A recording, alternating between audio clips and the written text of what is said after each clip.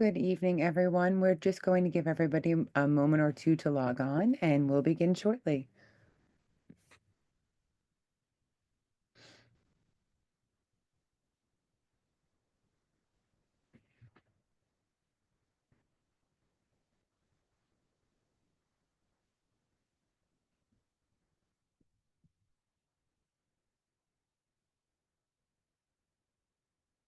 All right, good evening, everyone. Thank you so much for joining us for Small Bodies, Great Minds, a contemporary team-based forum. Our speakers this evening are Mark M. Souweidane, MD, F.A.C.S, F.A.A.P. He's the Vice Chairman of the Department of Neurological Surgery, a professor in the Department of Neurological Surgery and Pediatrics, and the Director of Pediatric Neurosurgery at New York Presbyterian Weill Cornell Medical Center, and Alexa Kisselback, MS, CPNP, CPN, and she's a pediatric nurse practitioner at Weill Cornell Medicine, New York Presbyterian, Kamansky Children's Hospital, and Morgan Stanley Children's Hospitals. We encourage you to submit your questions in the Q&A section. Tonight's session will be recorded and sent to all those who registered, and it is my pleasure to turn things over to Dr. Souweidane and Alexa. Thank you both so much for being here with us tonight. And we muted? Nope. Great. Lisa, thank you very much. And a warm welcome to everybody, warmed by the fireplace in the background. But this is exciting. And one thing, Elisa, you didn't mention when you were introducing is that most of the individuals, and I'm watching this list kind of rapidly increase, but most of your friends, I've known many of you for years, if not decades. So thanks for attending. We're excited about launching this webinar. I think it has variable purposes and intents, but I think most primary care physicians who refer patients to us, I think would gain a lot from some of the topics we've chosen over the forthcoming years. This is our inaugural event, so we're very excited. And as a effect of that, I'd expect and hope that any of you, if you have ideas about future topics, to please let us know what might be of interest. I've got what I think is a very interesting agenda over the next 2 years, with a lot of very interesting and notable guests that we will invite in front of the fireplace and, you know, maybe the beach as the summer evolves. Our next session will be on April 1st, and it's tentatively listed as the do's and don'ts of living with hydrocephalus. So how do you care for your children that have had some form of treatment for hydrocephalus? So without further ado, I will transition to the slide component of this. And how will we do this? I don't know how to share. I think I have to share screen before. Yeah. Where is the Zoom? Yeah, sure. Okay. I just don't see Zoom anymore. Yeah. There you go. Okay, here we go. Can everyone see our screen? Yes, we can. If you just want to, start the slideshow. In the bottom, there you go. Perfect. Perfect. Awesome. So thank you. Thank you. As mentioned. And again, any ideas, please let us know. Email myself, Elisa, Alexa. And you did introduce Alexa, but I do need to say that there's a couple of reasons I absolutely adore working with her. One is she's attentive, much more attentive than I am. She'll be responsive, much more responsive than I will be. So she's a rapid interface with my practice, and she's absolutely pleasant with families. She is a born New Yorker, which we adore. But more importantly, we share the same alma mater at the University of Michigan, go Wolverines. And in addition, I think everybody in our workforce has a dog, and I think that it keeps us all together and happy. Intracranial cysts. You know, I put together this amalgamation of images with regard to cysts of various aspects. And these highlights denote kind of the area of interest. We see these at a fairly rapid clip in our clinic. And between the 3 here in the Cornell campus, we're probably seeing 3 to 5 of these a week. And these have various names associated with them. But the unifying theme is you will see in the MR reports or the CT reports, when you get these back and the children you're caring for, it's going to label cyst. Cyst in and of itself doesn't mean much to us, other than the fact that it's not neoplastic, it has a potential for increase, but anatomical location plays a large part in directing what we're going to advise those families, and certainly you as you care for these children. In the upper left, I don't know if you can see my pointer, cavum septum pellucidum, retrocerebellar cyst, very common, Rathke's cleft cyst, another cyst within the sella, arachnoid cyst, convexity or middle fossa, pineal cyst, and cyst of the pars intermedia. These are all very, very common, and what I will hopefully convince you, incidental findings quite frequently. The lexicon you see here that I just kind of outlined, it's really a never-ending compendium of types of cysts, and this is not really for the consumption of everybody who's attending today, but more to drive home the point that the unifying aspect is that they are fluid-filled, and their behavior and clinical behavior is going to be dictated based on anatomical and best estimate as far as what type of cyst that represents. And I won't go into much more detail. So what I've done with regard to this, hopefully this next half hour or more, is picked out 3 or 4 illustrative cases that would be very typical in our clinic. And I use those as launch pads to discuss the management, what you can expect, and what you may be able to advise some of these families that are sitting in your office and making the decision as to whether or not they need to even see a neurosurgeon. So with that, I'll have Alexa certainly present the cases, then we'll go into a little bit more detail. So this is a 10-year-old boy who is calling to schedule an appointment with neurosurgery. They had a collision at school. It is a typical developing 10-year-old, no developmental or genetic issues. And as you can see, they got a CAT scan for a collision, and they have this finding on their CT. Parents are obviously super anxious. The report probably said a lot of medical jargon, and then they come to our office. So again, academically and developmentally appropriate, no prior headaches or no significant past medical history. They had a CT, and then also this is an MRI scan with the same middle fossa cyst here redemonstrated. They ideally would see the ophthalmologist for a dilated fundus exam. There would be no evidence of papilledema or raised intracranial pressure. But the MRI has all of this language, such as large structure, mass effect, remodeling, displacement, midline shift, and a lot of scary words for many providers in different disciplines and parents. So a lot of panicked parents, even though this is somewhat an incidental finding in a 10-year-old, it's probably been there for 10 years, congenital, they call us and want our input. So a couple of important things. I'll jump in here, Alexa. Thank you. As we're, our job here is to really define whether or not these descriptive terms are having any effect on the child's well-being. Academically and developmentally normal assessment is really important, and we rely heavily on the parents and the pediatrician's assessment. The other is, and a frequent reason in addition to trauma that we see these is a child presents with a seizure. And there's always this question as to whether or not there's a relationship between symptoms that drove toward the imaging study and what we're seeing on that. And say that the majority of time we're in the clinic, we're trying to just placate and calm down parents when they read these types of MR reports. Okay.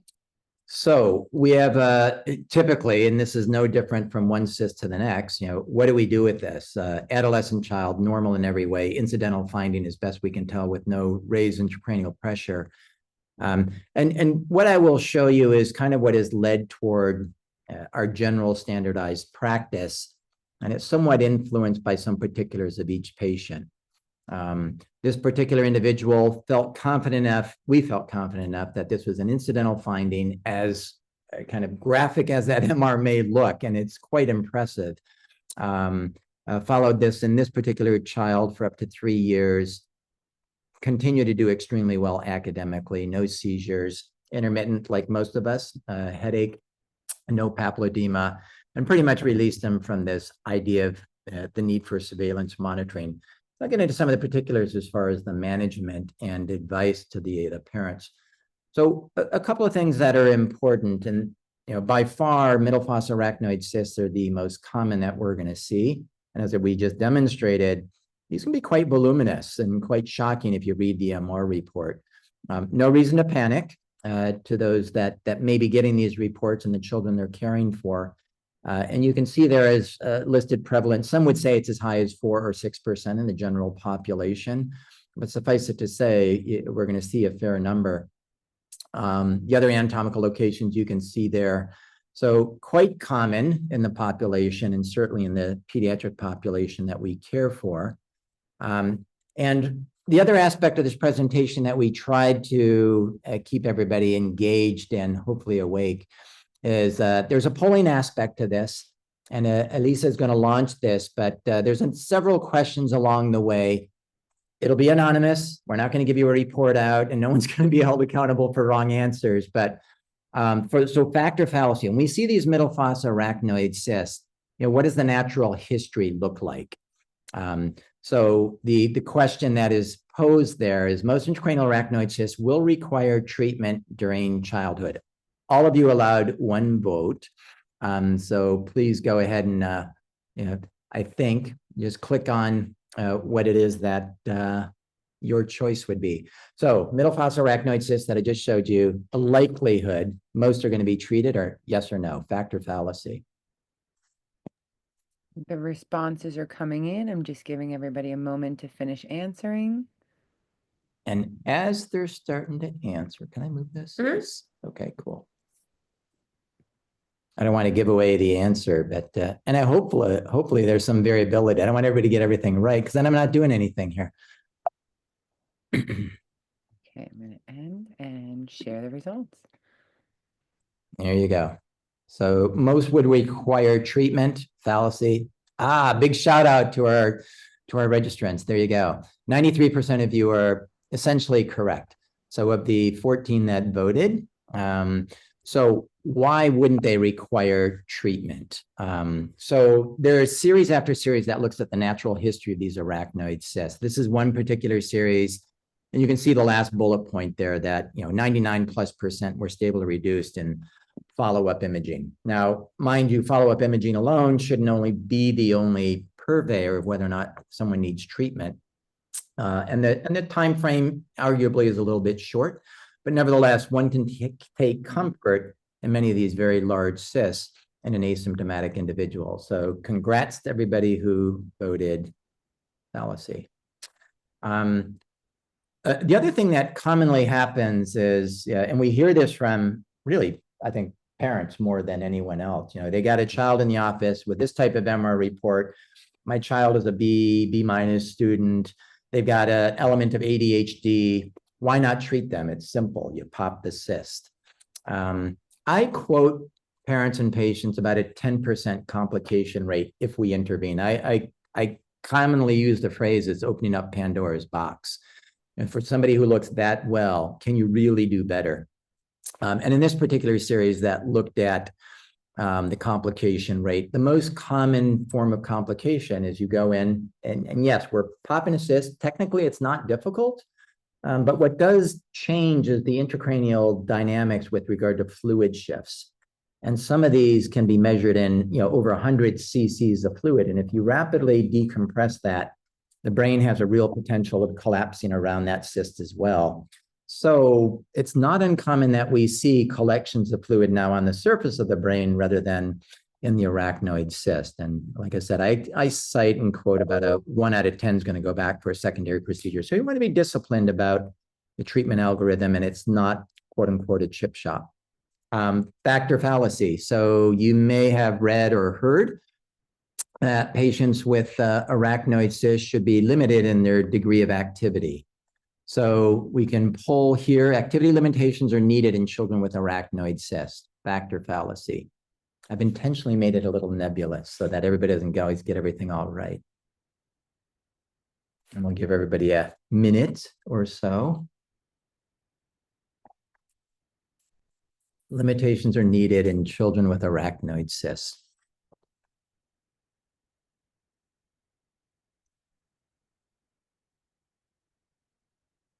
And I know that if less than 14 people participate in this poll, somebody either left or has fallen asleep. So dual purpose to the poll.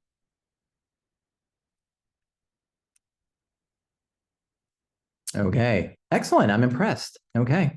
So I'm going to guess that the 3 individuals that said fact probably would want to have a discussion about, well, it depends on what level of activity. And you know what? You're exactly right. So, in most situations, I personally do not limit degree of activity.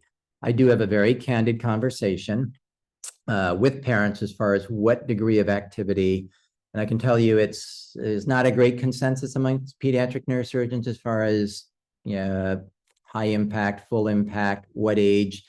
And I usually say pre-collegiate. Once they get to the high school level, if they're doing helmeted sports, then I have a very involved discussion with the parents regarding the risks. We know there's an associated risk with intracranial hemorrhage with certain forms of impact. But if one were to, and individuals have, looked at the potential of intracranial injury and known arachnoid cysts. This is a wonderful study that was done in the UK, looking at it's over 400 patients who came to a concussion clinic.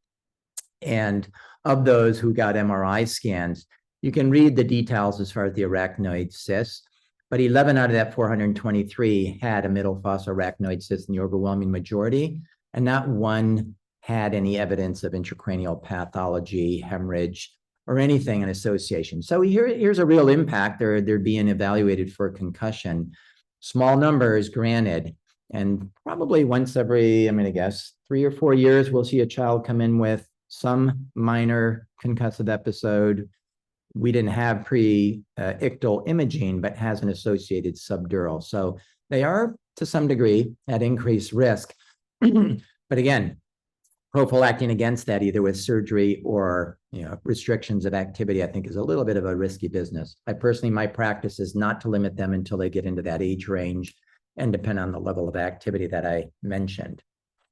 So next illustrative case, Alexa, take it away. Yeah, so this is a 6-year-old that had an MRI done for headaches. Again, another typically developing child, neurologically normal. Ideally, they would have seen an ophthalmologist to test for raised intracranial pressure and also for visual fields, making sure they don't have any ocular imbalances as well. Their eyes are moving together. And so this right here is the pineal cyst that is found. And then let's see. So management options similar to previous ranges from do nothing, never see them again, discharge them from your neurosurgical clinic, to follow them over X amount of time with MRIs, whether that be repeat in a short interval and then annually, or just one-time scan after. And then also finally treatment, which would be surgical treatment to actually pop that cyst or fenestrate the cyst. And Alexa, can you just, so just specific focused exam and review of systems, what are you usually looking for? Yeah, about a lot of the ocular imbalance, the raised intracranial pressure, checking for papilledema and visual fields. Right, excellent. Yeah. So you can move forward, I think. And then this is a 6-month follow-up scan after the initial scan. And you can see the pineal cyst initially compared to the pineal cyst on the follow-up scan. It's fairly stable, no major change in ventricular size. And so depending on the neurosurgeon and the comfortability of the parent, if you're seeing, well, I don't want to give it away, I guess, but in this case, after a 6-month surveillance follow-up scan, we felt comfortable discharging the patient from clinic. And that would be our usual and customary practice. Just a couple of things about pineal cysts. They're extremely common, depending on what neuroradiologist is reading the scan. So anything from a couple millimeters to a couple centimeters are going to qualify. The normal involution of the pineal gland after birth results in some cystic degeneration. Is kind of the normal expectation.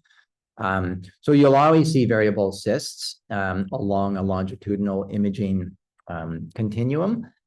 The other thing that causes some angst is this idea of contrast enhancement. And the venous complex that wraps around the pineal is always going to contrast enhance. And you see some evidence of veins around this. Some have basically suggested that septations or contrast enhancement predicts that subset that might progress over time. There's probably some validity, but again, I think familiarity with the type of enhancement and those septations will lead toward a lot of comfort. So quite common. Contrast enhancement is quite normal as well. So the real, I think, problem for us in the clinic is many of these individuals have gotten MRI scans for various reasons. Examples would be what? Trauma, headaches, academic issues, anything really. Yeah. A lot of it is growth hormone deficiency or precocious puberty workups. Brain MRIs are typically required in order to start those types of therapies. So, yes. So the association with anything with regard to behavioral issues becomes quite manifest if someone does a little bit of a deep dive on the web. Seizures, another one, sometimes brain fog, sometimes chronic dizziness. These usually incite individuals to do their due diligence, and they will basically find with rapid access the fact that the pineal is an active gland and it produces the body's majority of melatonin, which obviously influences sleep-wake cycles, right? You can see that on that graph on the left over a continuum during sleep. This is, I think, 3 o'clock, 6 o'clock, 9 o'clock in the evening. For most individuals, you see this huge uptick in the production of melatonin, somewhat dictated by age, but nevertheless, it's an active gland. So patients have access to this information and they start to draw conclusions relative to the physiologic function of the pineal. There is zero shortage if you do a little bit of a deep dive into the secrets, the mysticism. I don't want to spend the whole half hour or 45 minutes talking about this, but there is no shortage of information that will draw some type of association between the psychosocial, the psychotropic aspect of the pineal and human behavior. And it's not a far reach for anybody to go down this path when they have an MR report in hand that says, I have a pineal cyst, something's wrong with me. Factor fallacy, our next poll question, Elisa. Pineal cysts cause psychotropic symptoms. So ADHD, attention deficit, schizophrenia, autism. And these are common questions that patients are in our office with when they have an MR report. And there's a lot of hope on their part from the standpoint of finally you can take care of, my real or perceived problem. So, and in addition to melatonin, I think we've labeled it as dimethyltryptamine. It's a real psychotropic agent that is, again, found in micromolar amounts in the pineal gland. So there's a reality there with regard to the physiologic function of the pineal.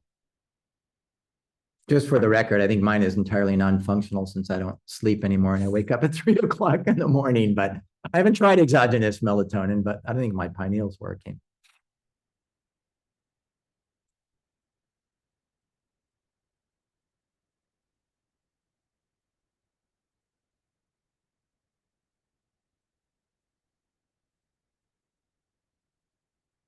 All right, I'm liking it now. Good. All right, we still have 14 voting members. Okay, come on, where's everybody?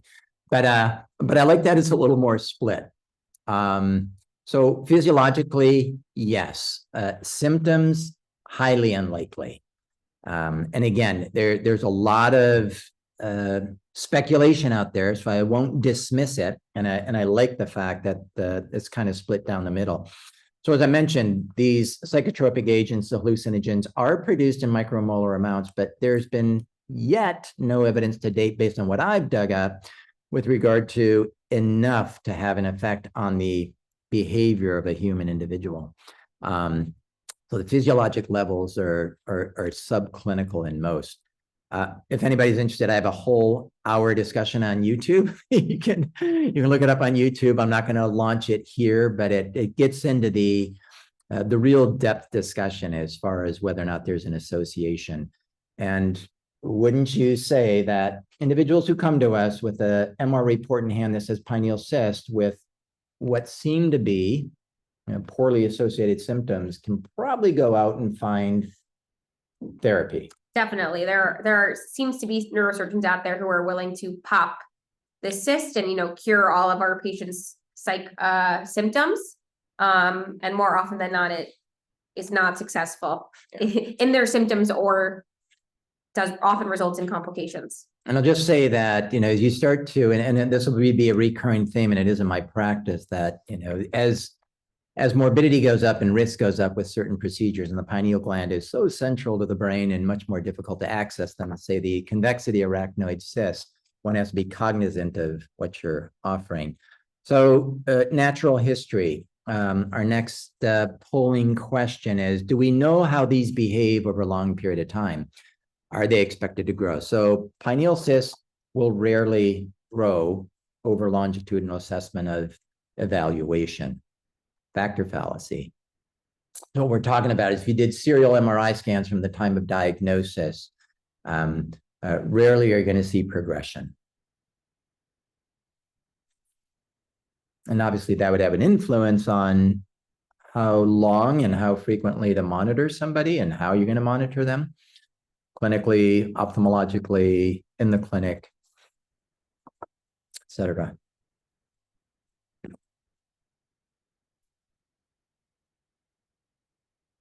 Oh, fun. All right, now we're getting there. The gloves are coming off. I'm liking it.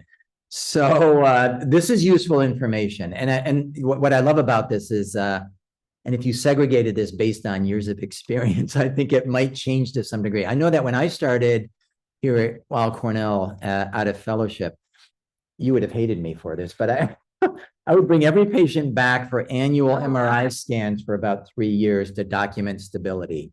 Wow. It was exhaustive. It was filling my clinic, and I finally didn't result in cases. And it didn't result in any surgical cases.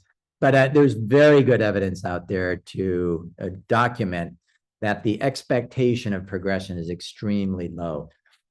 In this series out of University of Michigan, going back to the Wolverines, they looked at, I don't know how many tens of thousands of MRI scans and followed and pulled out of there those with pineal cysts. And you can see, I think the median follow-up, again, one might argue is short, but 90+% are stable over that interval of time.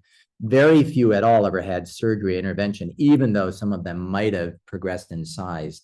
There might have been 0 surgical interventions, if I'm not mistaken, on this particular study, but they did see X%, single-digit percentages progress. And the only variable that predicted that, and the same thing's true with middle fossa arachnoid cysts, is a young age. So clearly inherent in that, and I think it's been our practice that when we see an infant, less than 3 years of age, who comes to us with a newly diagnosed arachnoid cyst, pineal, middle fossa, we're going to make the recommendation of monitoring. Yeah. So we will do surveillance imaging just to make sure there's not a dynamic change over time. That doesn't say that it'll associate with clinical symptomatology, but nevertheless, that's the subpopulation that probably requires a little bit of a closer evaluation. It's also supplemented by the fact that if we're going to intervene a younger age, you'd think it would have more potential influence in a positive way versus somebody who is my age, where you can't teach an old dog new tricks, right? So younger age warrants closer evaluation. So everybody was right on that polling question. Thanks. And I think if you, and this has been done, if you poll most neurosurgeons who see these at a fairly frequent clip, you can see that these 3 bars here, obstructive hydrocephalus, paranods is an ocular imbalance issue from pressure on that part of the midbrain, and growth of the cyst are the leading causes for intervention. Headache, maybe a little less than a third, but again, depends on whether or not that's associated with papilledema or raised intracranial pressure or ventricular enlargement. So again, symptoms kind of push one in certain directions. So asymptomatic cysts in the young population, surveillance in the older population, no follow-up in our clinic. That's been our practice. There is a subset. We're very proud of this and defining this a couple of years back. And this was governed by individuals, again, going back to being the clinical acumen of going into past medical history. These individuals, and it's hard maybe to see here, but this diagnostic MR panel, A and B, this child was sent out of the ED on a couple of occasions because it was normal. It wasn't until they captured severe hydrocephalus on one of the scans that warranted a little bit more of a closer investigation.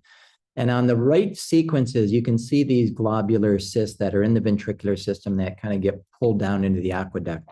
So we have kind of created with our neuroimaging gurus certain protocols when we do see cysts in and around the third ventricle to really pay particular attention to how they might be occult on standard imaging sequences, not standard fare.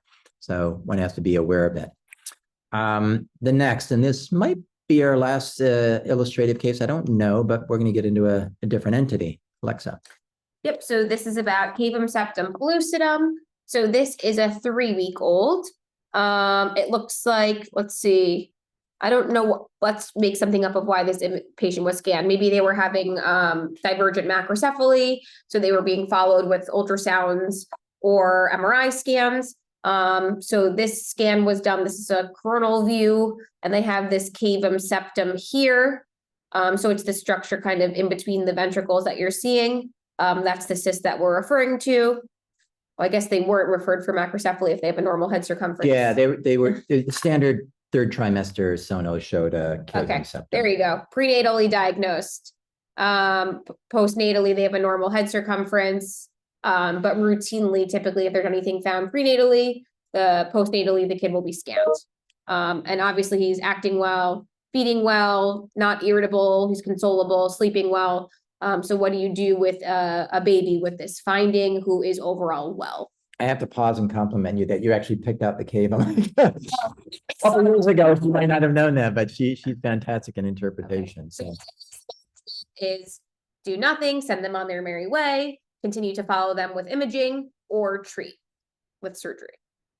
So again, this harkens back to symptomatology. I just had to put this out of respect to one of our colleagues, Michael Scott, who was at Harvard and Boston Children's for I don't know how many decades. He passed away a couple of years ago from a GBM, unfortunately. But when I was doing kind of the information gathering for this talk and other talks on cysts, one of the earliest descriptors of the fifth and sixth ventricle of the brain is the way he described these. I just had to pay respect for one of our amazing contributors to pediatric neurosurgery.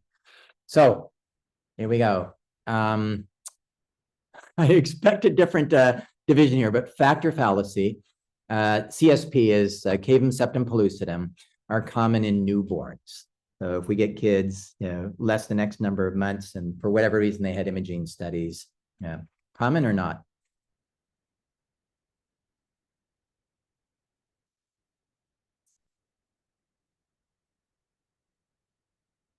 Again, when I first started practice, I wouldn't have known the answer to this, but credit to Linda Heyer, one of our director of pediatric neurosurgery, pediatric neuroimaging and neuroradiology for probably 3+ decades, who retired last year, was phenomenal. And, we have a weekly pediatric neuroimaging conference. I don't know if anybody can join on if you want. That's Mondays at 4:30. It's an amazing educational aspect. So is it common in newborns, cavum septum pellucidum? I like that it's split, again, from the sake of educating. So we can close that. Going back to, and again, don't misinterpret this. As you know, you can basically pull out the published literature, whatever you want to support your contention.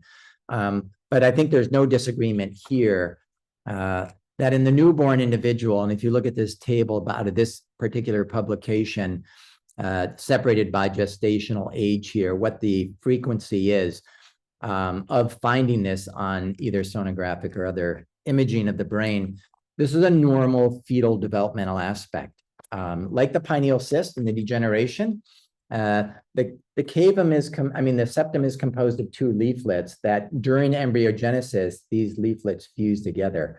And somewhere just before delivery and shortly thereafter, they do fuse into one septum. So it's a very, very common antenatal diagnosis. No reason to really follow that up, in my opinion, with postnatal imaging, because 100% of kids at the right gestational age are going to have it. And so are the newborns. So we get a lot of these children for evaluation, and the overwhelming majority don't require any treatment. Like the pineal cyst, how often would you say that somebody comes in? Yeah. With, well, not so much exceptions, but how often does somebody come in and says, my kid is not quite right for whatever reason? They have the MR report. Yeah. Please help me. There's an element of desperation. So the next polling question, And again, very good evidence to support or not, whether or not cavum septum pellucidum will cause behavioral disorders. And Elisa, if you can pull up the next polling question, this might be our last, and we're keeping score, not based on individual though. So, and I'm gonna salt this a little bit, or throw salt in the wound from the standpoint of maybe kind of making the jury go in one direction or another. So between the leaflets of the septum are the fornices, which are very important for integrated short-term memory. So from cognitive function, limbic function, these are on the walls of these cavum septi pellucidum. So physiologically, anatomically makes all the sense in the world. Hopefully I've kind of influenced some of you in your polling.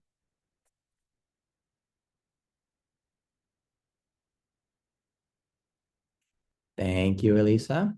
So in general, most are correct about this. So I think arachnoid cyst, pineal cyst, cavum septi pellucidum, I think 80% of our effort in the office is holding the hand of the parent to say, all is well, not to worry. And there's pretty good evidence to support the notion that these do not result in neurocognitive or behavioral issues in kids. And again, a lot of kids are getting imaged most of the time. We're going to get into that. And again, a lot of these kids are imaged because of autism spectral disorders, behavioral issues, performance in school, et cetera, et cetera. So in this prospective study, which was pretty impressive, you can see the number of imaging studies that are looked at. Age is relatively young, which is helpful. So the prevalence, as we just talked about, as you get out of the newborn period, is hovering somewhere around 4+%, maybe 7 or 8%. You'll see it in the younger kids, no question about it. But the important thing is they looked at this very large series and didn't see in a correlative way any higher incidence of cognitive, emotional, behavioral symptoms. You can find anecdotal case reports of any of this. And I'll say that the place that probably has a great penetrance as far as the association is in the chronic closed head injury. What's the antonym I'm thinking of? But from the standpoint of multiple concussions, chronic disorders, the CSF circulation, schizophrenia, you'll see a lot written about it as well. Cause and effect, probably not. A byproduct of some of the things that we were talking about, probably. So yes, there are exceptions. You want to comment on this particular one? So this scan obviously looks different than the one that you've seen. This is a 12-year-old. Just to clarify, this is the cyst we're referring to. So this kiddo has behavioral concerns, anxiety, obsessive patterns, language issues, and has special needs at school. Did have a dilated eye exam that was negative for raised intracranial pressure. But because of the symptoms and this cyst being, larger than the one that you've seen previously, what would you do? Again, the management could be anywhere from absolutely nothing to continue to monitor for any growth or change to intervening surgically. So what are other things we recommend? So ophthalmologic evaluation, make sure there's no papilledema. What's the other interface we use to kind of formalize? If someone came in with these complaints, we would have them see a neuropsychologist for baseline testing. We have a group of neuropsychologists here that we work with within the department who would work with the families to get the testing done either virtually or in person for this kiddo. So we can have some sort of objective data besides just parental concerns to really see if this kiddo is deviating from, normal. Right. And that's an excellent point. So the evaluation is, we can do so much in the office and speaking with the parents, but obviously we rely on our subspecialists to help guide us with regard to whether or not there might be some association. One other particular feature, which this one doesn't exhibit, that we sometimes see in children, I referred to these structures. This is a coronal view. So this is cutting essentially through the ears in a coronal plane. This is the third ventricle. The cyst is here. And you can see that the normal foramina, which drain fluid from the lateral ventricle down into the third, are getting compromised. They're teeny tiny here. So pressure on the fornices, starting to occlude the fornices. Left alone, some of these will cause hydrocephalus. And when we see that, of course, we're going to treat. But appreciate, if you will, and this is the conundrum that we're placed into. These kids have behavioral issues. Parents are exhausted. They got an MR report that shows cystic dilatation, distortion of the fornices. This starts to get into that realm of decision-making that I was talking about before with regard to risk versus benefit. I'm going to touch upon that because I do think that, and certainly my career lifetime, we've watched the risk of treating this plummet with the ways we treat this today. So if you look at the orientation of the septal leaflets here versus here, they're now normal, parallel, still some potential space in between, the foramen wide open, radiographically a great success. I was just looking through this kid's chart in preparation for this talk, and the pediatrician who saw this person in follow-up is amazing, very intelligent, normal 12-year-old child. Would they have been amazing and intelligent if we didn't do this X number of years ago? Maybe. But again, that ticking developmental clock is always the thing that's pressing us. So younger child, expansive cyst, behavioral issues, low morbidity of treating, usually I'll side on the standpoint of being potentially beneficial. In the last couple of minutes, I just want to highlight kind of where we've gone with regard to treatment. This has always been kind of the platform. And when I was a resident in NYU, you either do what's called a cyst fenestration if it warrants treatment, or what's called a cystoperitoneal shunt. You're probably familiar with ventriculoperitoneal shunts, same devices, but put in the cavity of the cyst to drain in the peritoneal cavity usually.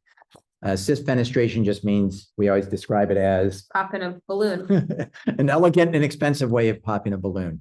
So putting a hole in it so that you get free communication between the normal CSF and the cyst itself to keep it decompressed. Those are kind of the treatment options in addition to just continued surveillance. So if one's going to treat, what I wanted to emphasize, and really the purveyor of, I think, the gatekeepers, the pediatricians, and the primary care persons, just to be aware that not all, has to cycle around these traditional approaches. This is one of my talks for hydrocephalus that have to do with device malfunctions. This is a plain radiograph of the cervical spine with a shunt that is probably about a decade old, newer one here on the left, but a disconnection here. Here's a shunt that's removed with literally a knot in it that's not draining. This is choroid plexus that gets imbibed into these small little fenestrations in this 1.7 1.7 millimeter diameter catheter and skin erosion in the upper right. And this is a plot of shunt survival, namely for hydrocephalus, but these mechanical devices are far from perfect. So what have we done? We and others have really gone on this path of treating these at all costs to avoid shunts and shunt insertion. And one answer to that has been something that we pride ourselves on here, and that's less invasive procedures, minimal access surgeries, using small caliber endoscopes. You see a device here which measures 6 millimeters in diameter. This is 4 millimeters in diameter. This is the relative scale of some of these instruments we're passing through these devices. So teeny tiny 1 millimeter scaled instruments where we can essentially pop these water balloons or fenestrate them through minimal access surgery. For all different types of cysts, not just for the cavum. That's correct, for any type of cyst, if we get access through the normal CSF pathways. So, we're not alone, and you can see that the neurosurgery community, as far as the intersection of endoscopy and arachnoid cysts is, I started my career down here after training, and that's not all me. I wish they were all my publications, but not, but great contributors to the field. We have, certainly done, this is just a sampling of myself and my colleagues, Jeff Greenfield, who heads our program in skull-base endoscopic surgery, myself in intraventricular, Dr. Hoffman, and our group up Columbia, equally aggressive about endoscopic approaches. And I'll just show a couple of quick examples in the remaining couple of minutes, and I think we might have time for questions thereafter. That's a very good example of a case of Dr. Greenfield's, very typical Rathke's cleft cyst. This is a coronal view, T2 weighted MRI scan. So the right ear is over here, the left ear, and this cyst, which is within the what's called the sella, where the pituitary gland normally resides, it's kind of causing this concavity on the optic chiasm and probably visual obscuration and compression. This is post-op. This is the sagittal. Again, this contrast enhancing rim, this cyst pushing up toward the optic apparatus, blurred vision, visual field deficits. And I don't know how long this would take Jeff and his colleagues, but probably less than an hour and a half or so. They go through the nose, no scar on the head. You can't even see the cyst now. It's totally collapsed, restoration of vision. And it's a very durable result of really almost an incisionless operation. I'm going to give you some sense of looking at these and others, just to really drive home this point of, we're not doing craniotomies anymore. We are not going through brain. We're not leaving devices in place. This is a very, very large, as you can see here, cyst within the prepontine cistern. And we'll get into some of the other images here. A quadrigeminal plate arachnoid cyst here. So normally CSF should be going through that small pathway. It's obstructed. And again, not that you need to know the anatomical detail, but passing these scopes through a 5 millimeter, 8 millimeter dilated foramen Monroe all the way back into what's called the pineal gland. You can see the graphic over here where we're putting that scope through CSF channels. These are usually 2 to 3 hour operations through traditional surgery to get there alone, with a lot of complications. Once we're on the cyst, it's a relatively easy endeavor through some of these instruments, 1 to 2 millimeters in diameter, coagulation, sharp dissection. This is really uncomfortable to most neurosurgeons. You're working essentially with one hand. You're not doing direct visualization. You're working on a screen, a beautiful HD screen, I might add, and around very vital structures in the back of the third ventricle. So not for the faint of heart, but with appropriate training, and we have a very intensive program here in minimally invasive and endoscopic procedures, you can restore normal pathways quite readily. If I can accelerate this, probably not.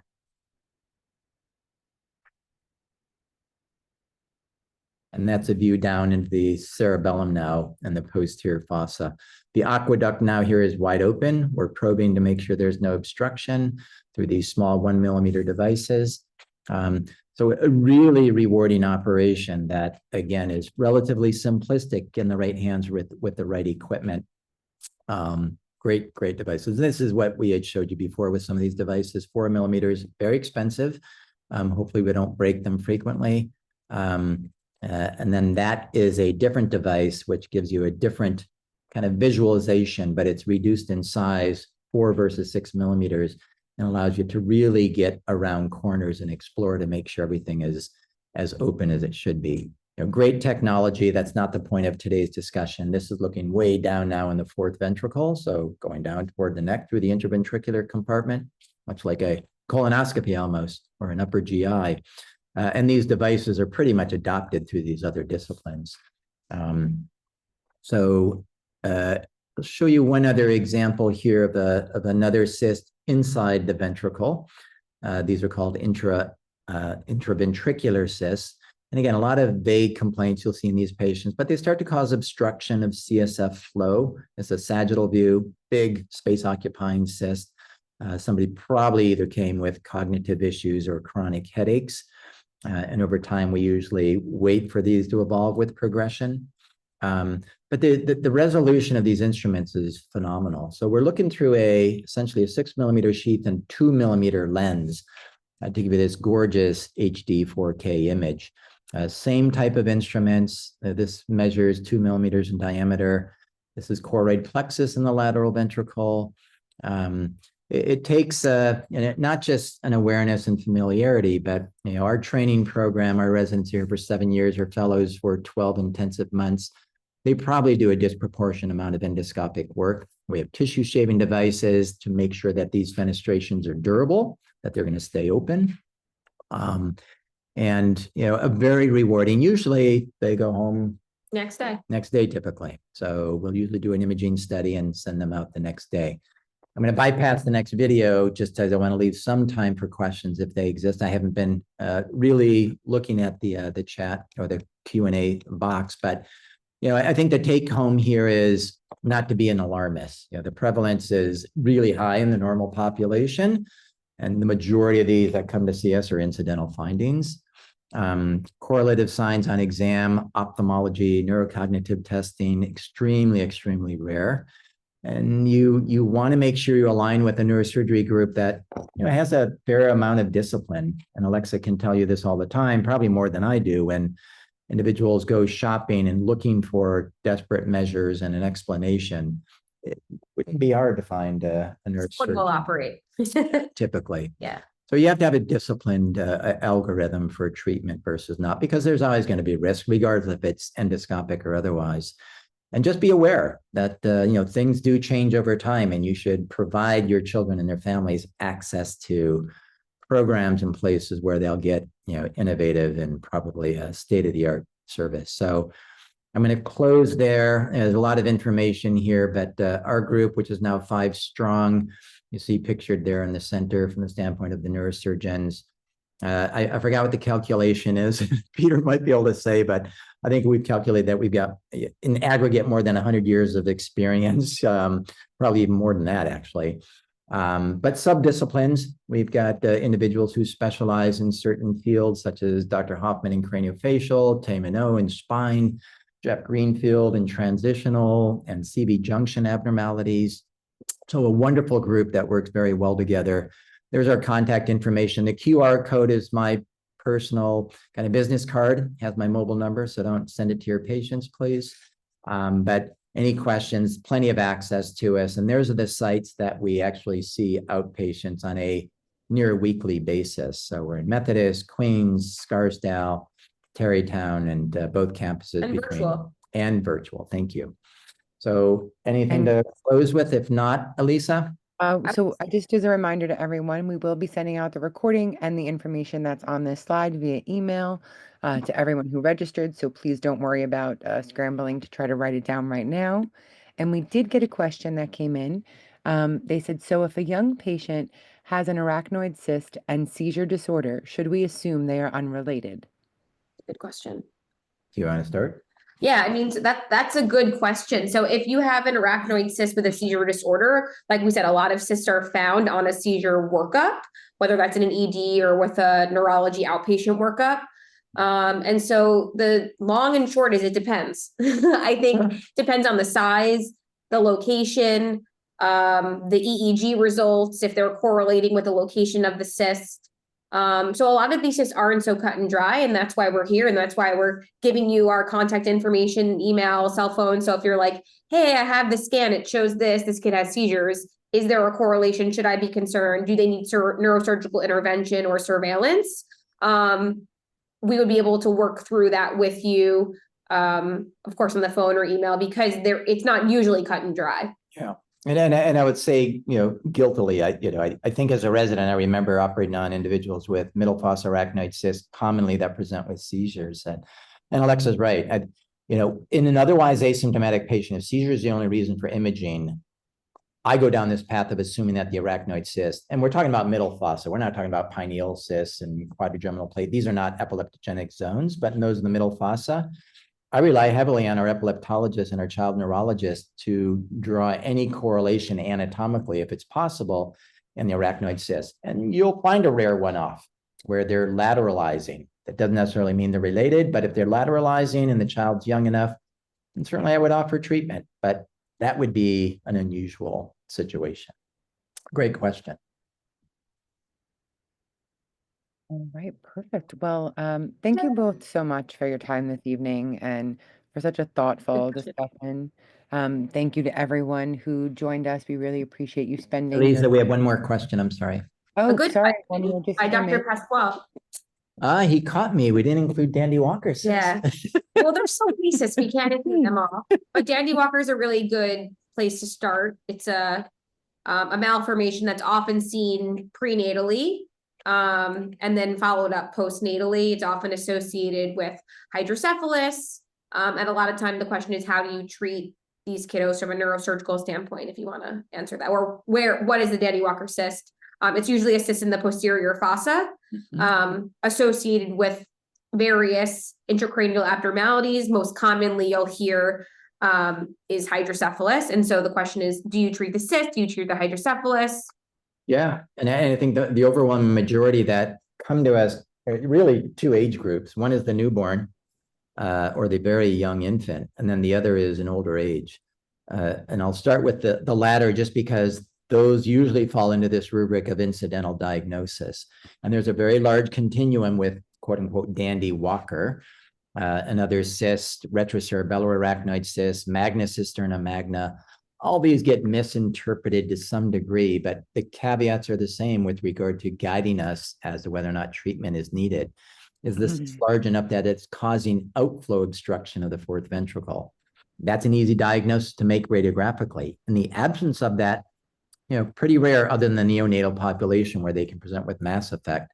But as Alexa mentioned, when we do see a symptomatic cyst, obstructive hydrocephalus, mass effect in the posterior fossa, our job is to really delineate how best to treat them. And there are situations in the majority of cases where we might be able to avoid shunt placement. And again, that's a miraculous transition compared to when I was in training, because now you can do endoscopic third ventriculostomy with or without what we call stenting across the aqueduct.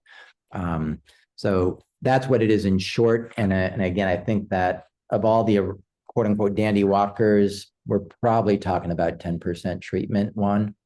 And the dandy walker is interesting too. It's similar to other cysts. It's not the cyst itself that's usually problematic. It's how is the cyst causing problems either symptomatically or on other parts of the brain. So like we were saying, the cyst itself is not usually the problem. It's because it might cause issues like obstructive hydrocephalus.